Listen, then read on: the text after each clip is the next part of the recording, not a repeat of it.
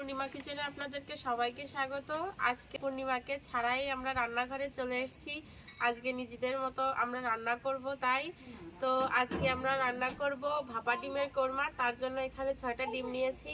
দেখুন রান্নাটা প্রথম থেকে শেষ পর্যন্ত, অবশ্যই আপনাদের ভালো লাগবে।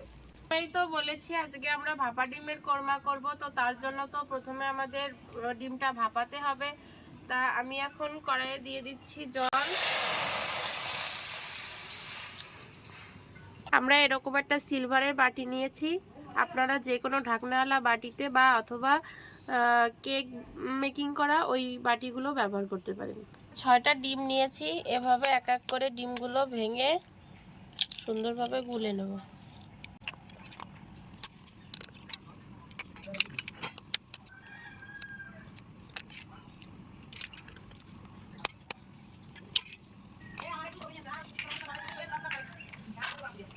এই ডিমের মধ্যে দিয়ে দিচ্ছি হাফ চামচ লবণ, একটুখানি লঙ্কার গুঁড়ো আর সামান্য হলুদ গুঁড়ো। ডিমটা ফেটে নেব সুন্দর করে।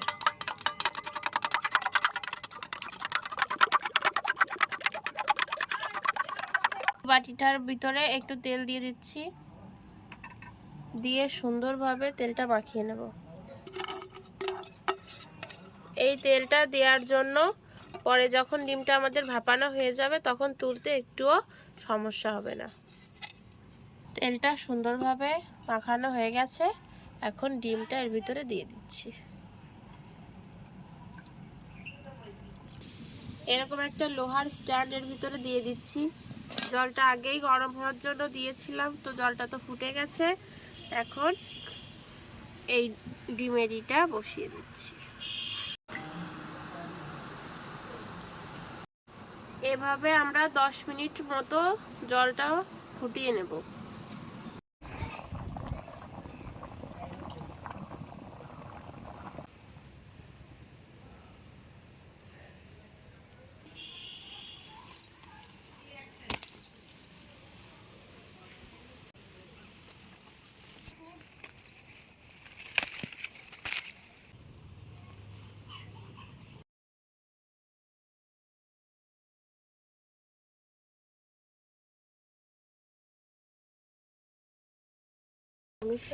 দশ মিনিট হয়ে গেছে। আমরা এখন ঢাকনাটা খুলে দেখে নেব যে কেমন হয়েছে ভাপাটা।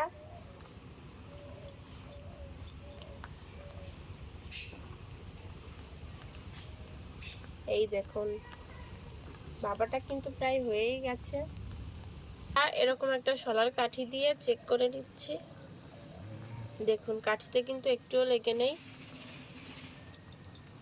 কাঠিতে যদি লেগে থাকতো তাহলে বুঝতাম যে ভাপাটা হয়নি, আরো একটু সময় লাগবে। তো আমাদের ভাপাটা হয়ে গেছে, এখন নামিয়ে নেব।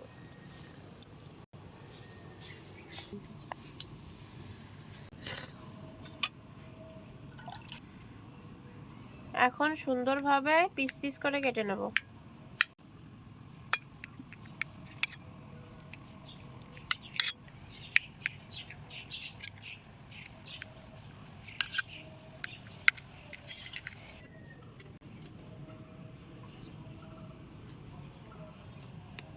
এই পিস পিস করা ভাপা ডিমগুলো এখন আমরা সুন্দর করে ভেজে নেব। তার জন্য কড়াইতে দিয়ে দিচ্ছি সাদা তেল। তেলটা গরম হয়ে গেছে, এখন ডিমটা দিয়ে দিচ্ছি। তেল কিন্তু বেশি গরম করে দেওয়া যাবে না, তাহলে কিন্তু পুড়ে যাবে। একটু হালকা গরম করে ডিমটা হালকা করে ভেজে নিতে হবে। দেখুন সুন্দর করে ভেজে নিয়েছি, এখন তুলে নিচ্ছি।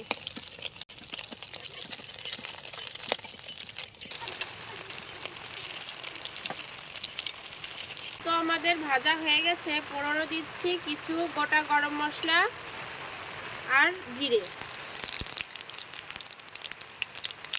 এখানে বড় সাইজে 2টো পেঁয়াজ কেটে নিয়েছি, এটা এখন ভেজে নেব।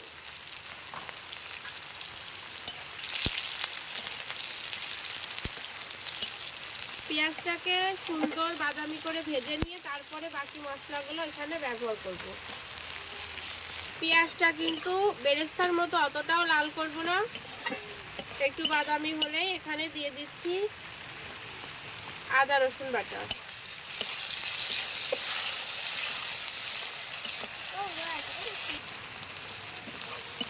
আদা রসুন বাটাটা দিয়ে একটু নাড়াচাড়া করে দিয়ে দিচ্ছি ধনের গুঁড়ো,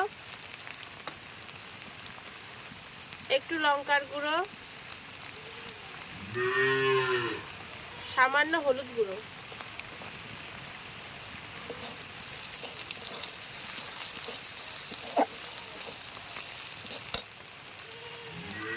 সামান্য পরিমাণে জল।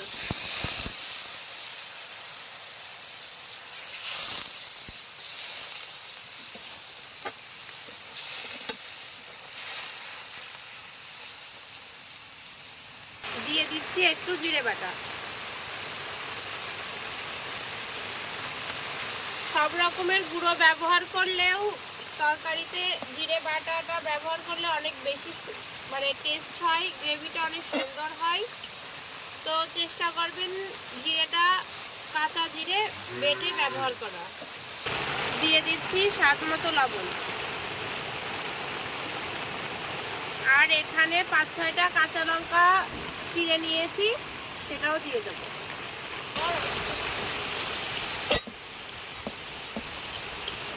রান্নাটা করতে করতে আজকে প্রচুর পরিমাণে ঝড় বৃষ্টি শুরু হয়ে গেছে।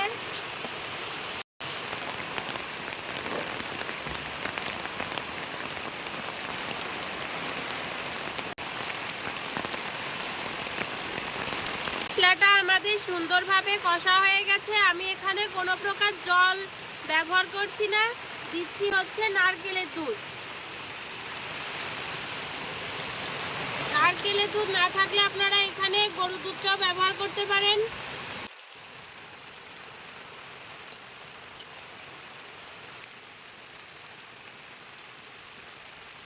ঝোলটা কিন্তু ফুটে গেছে। এখন আমরা এই ভেজে রাখা ডিমগুলো এর ভিতরে দিয়ে দিচ্ছি।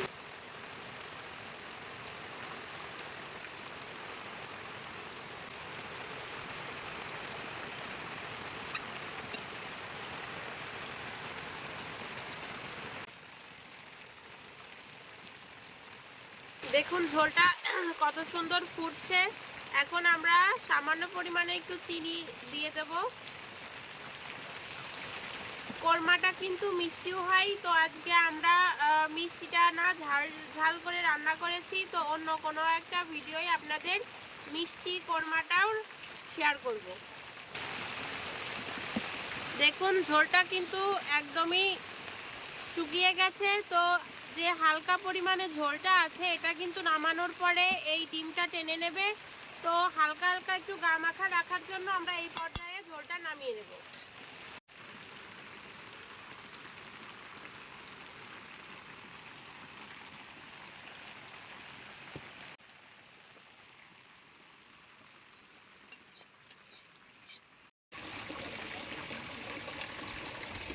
হয়ে গেল আজকে আমাদের ভাপা ডিমের কোরমা। তো এটা আপনারা গরম গরম ভাতের সঙ্গে পরিবেশন করুন, দুপুরে খাওয়াটা কিন্তু জমে যাবে। বৃষ্টির কারণে বাইরে রান্নাঘরে বসে রিভিউ দেওয়া সম্ভব হলো না, তো তার জন্য আজকে আমাদের ঘরে বসে রিভিউটা দেওয়া লাগছে। তো রান্নাটা তো শেষ হয়ে গেছে, এখনও খাবে, খেয়ে বলবে আপনাদের যে রান্নাটা কেমন হয়েছে। অনেক রকমের ডিমের কোরমাই তো খেয়েছি, তবে ভাপা ডিমের কোরমা এ পর্যন্ত টেস্ট করা হয়নি। তো খেয়ে দেখবো কেমন রান্না করেছে। প্রথমে ডিমটাই খেয়ে দেখি কেমন হয়েছে। সত্যি অসাধারণ। সব থেকে মনে হচ্ছে এই ডিমের কোরমাটাই বেশি টেস্ট লেগেছে আমার কাছে।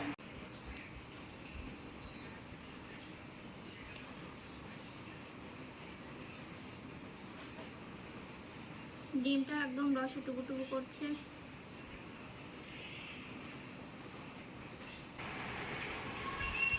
তো আরো সুন্দর হয়েছে যেহেতু নারকেল কোড়ার দুধ ব্যবহার করা হয়েছে। তো আপনারাও বাসায় এভাবে রান্না করে খেয়ে দেখবেন, সত্যি অসাধারণ হয়েছে। আর কমেন্ট করে জানাবেন আপনারা তো অনেক রকমের কোরমায় রান্না করে খেয়েছেন, তবে আমাদেরটা একটু ফলো করে রান্না করে খেয়ে দেখবেন কেমন লাগে।